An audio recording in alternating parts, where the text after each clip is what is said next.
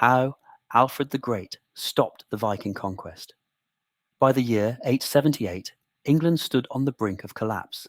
For more than a decade, Viking armies had swept across the country, conquering kingdom after kingdom. Northumbria had fallen, East Anglia had fallen, Mercia had been broken. Only one major Anglo-Saxon kingdom remained unconquered, Wessex, and its survival depended on a single man, Alfred. The Vikings threatening England were not small groups of raiders searching for silver and treasure. They were part of what became known as the Great Heathen Army. Unlike earlier Viking attacks, this force came to conquer. They seized land, established settlements, and systematically dismantled the kingdoms that stood in their way.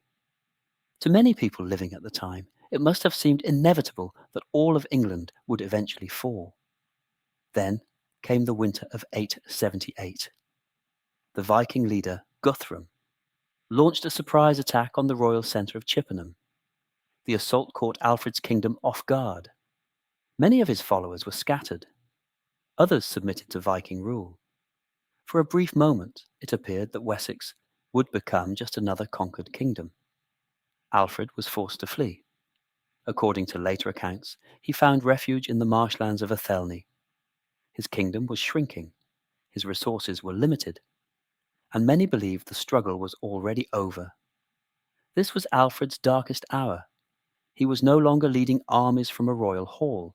He was hiding in swamps while Viking armies controlled much of England.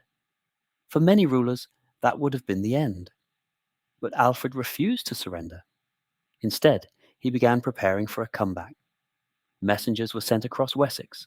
Local leaders were contacted. Supporters were quietly gathered. And slowly, Alfred rebuilt his strength. In the spring of 878, he emerged from hiding. Men from across Wessex rallied to his banner. For the first time in months, Alfred was ready to fight.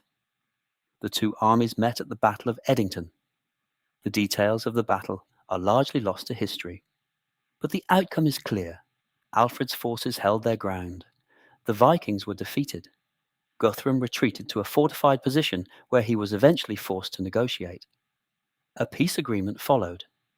Guthrum accepted baptism, and Viking-controlled territories remained in large parts of England.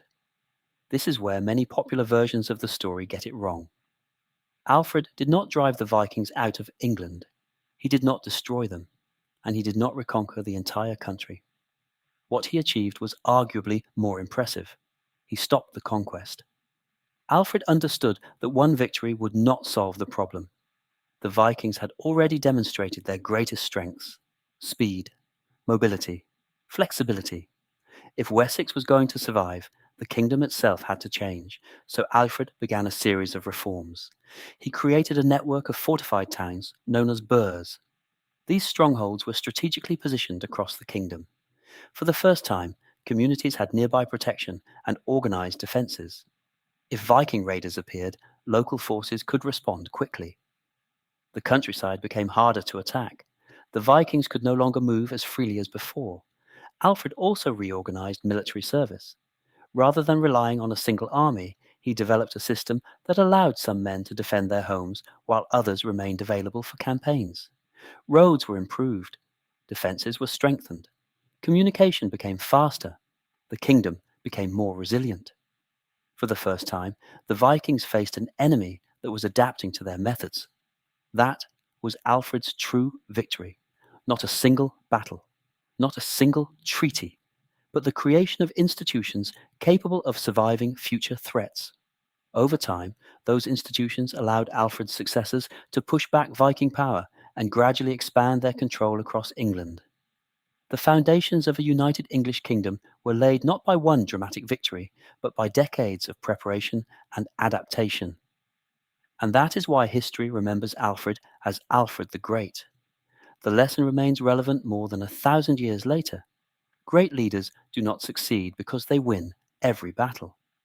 They succeed because they build systems that can survive future challenges. Alfred did not defeat the Vikings once and for all. He stopped their conquest, adapted to their strengths, and changed the future of England.